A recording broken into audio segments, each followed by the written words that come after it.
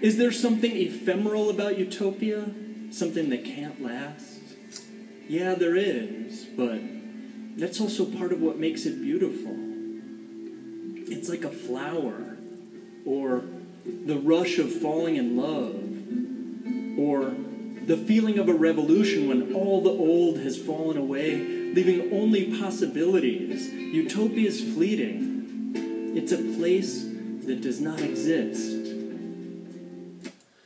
So I'm working on my video essay for the week, and I picked a couple of films that are now on Fandor, directed by Sam Green. And Sam Green is a experimental documentary filmmaker who is particularly interested in this idea of utopia.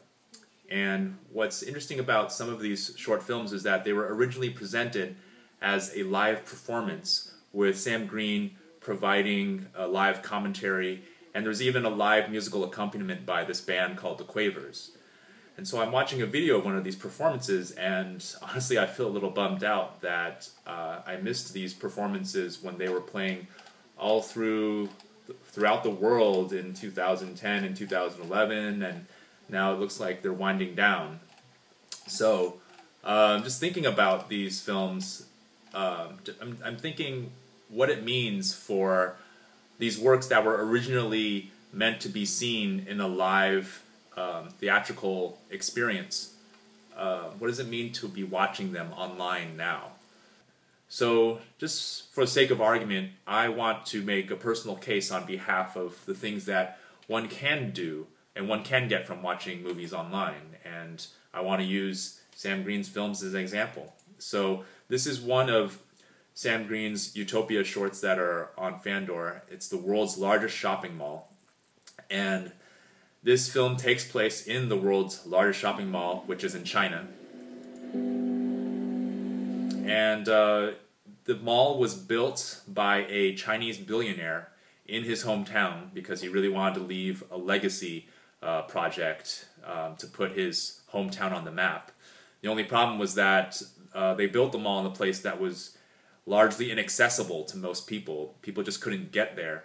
So as a result, 95% of all the stores in the mall are empty. And so it's just sort of this colossal folly of a person's, capitalist, consumerist utopia gone terribly wrong. And Sam Green's way of filming the mall is very distinctive in itself, because you see he has this great HD camera work that's so sharp, and he just kind of captures the vastness of the space.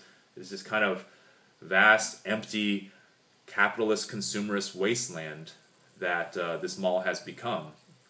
And it really got me thinking, what would it be like if someone else went to this mall and filmed it? Would it be the same as this? Or is there something very unique about the way Sam Green films it? So I started doing a little bit of searching for other movies or videos about the world's largest mall in China. And I found a few videos, but the most popular one is actually a series of videos all made by the same guy. And here it is. And he made an hour-long video put in 6 parts. And what he did basically was he walked through the entire mall with his camera on, just filming his entire walk through this mall. And so visually it's quite different from Sam Green's film, because instead of these vast landscapes, you have kind of like this narrow first-person point of view. In fact, it's like watching a first-person shooter video game set in a mall. It's as if Lara Croft had walked through the world's largest mall in China. So visually it's distinct, but it also does convey this spectacle of waste, of consumer capitalist development gone awry. But what I found really distinct about it is that the fact that he made this, and he just walked through this entire mall and filmed it and then put it online for everyone to see. And so what it does is it enables all of us to participate and to experience this way of seeing, this way of experiencing this place that we wouldn't have access to otherwise. and we can leave comments and share it and so forth. And so, these are things that you can't do in a movie theater, but are unique and communal and interactive in a way that's different than watching a movie in a movie theater. So that's sort of an example of what I'm getting at. And then another Sam Green film that's on Fandor is this one called The Universal Language. And it's a documentary about Esperanto, which was a language invented over 100 years ago, really for the purpose of promoting world peace. And so, this language was developed because there wasn't a universal language at the time that everyone could speak.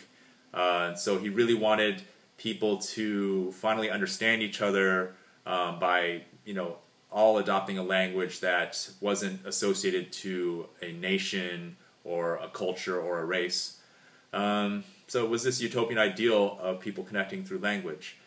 And so Sam Green interviews a number of people who still speak Esperanto today. And what's distinct about the film is just his way of looking at people.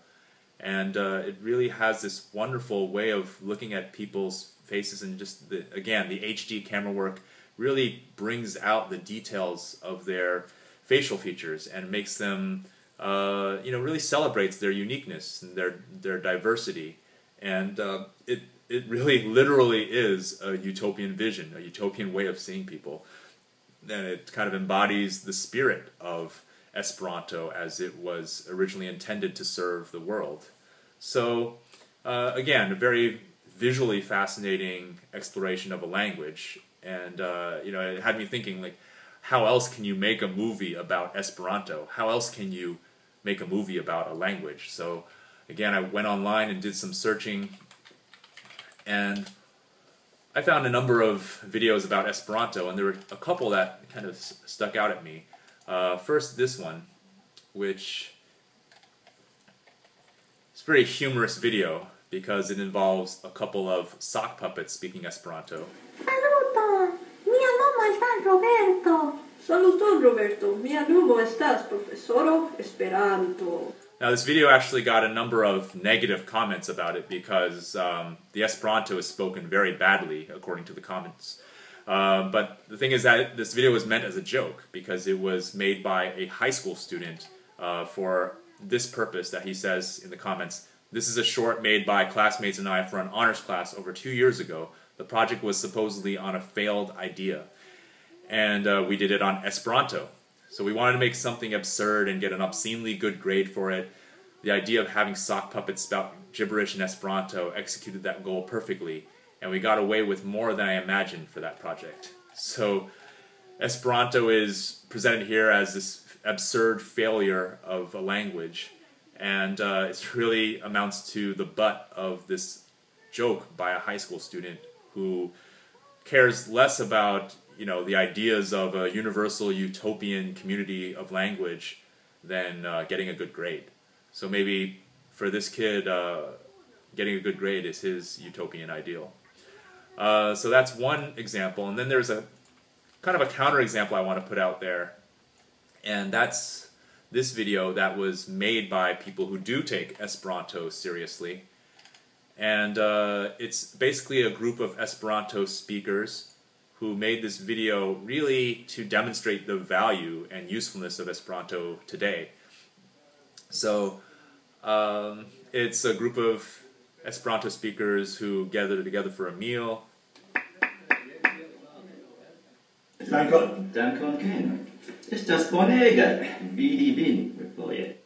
And it really has this wonderfully charming vibe to it of, people just kind of engaged in a very civilized, warm conversation with each other. And it looks like they're all from, different backgrounds, different ages, different cultures.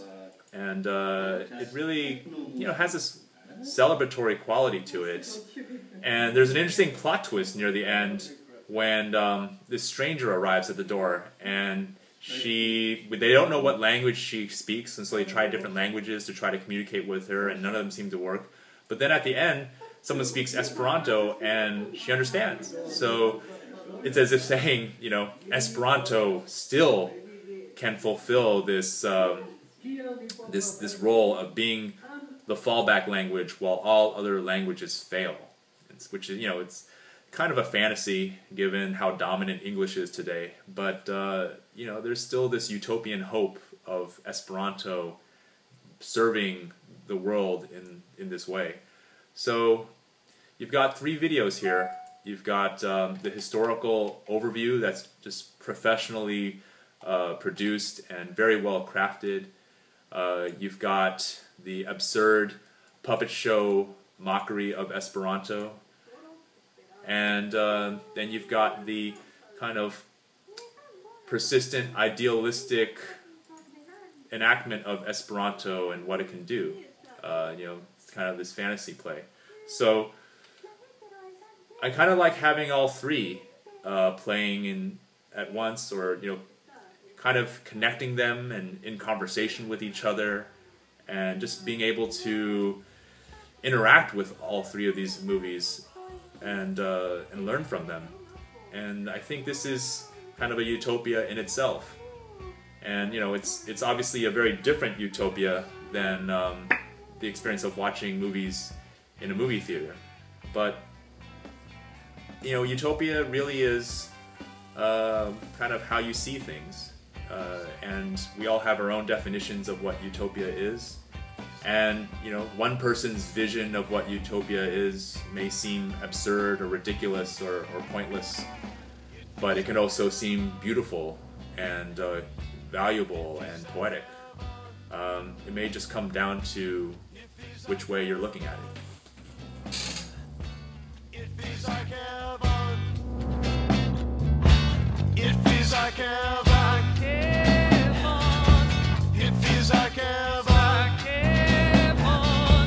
It feels like heaven.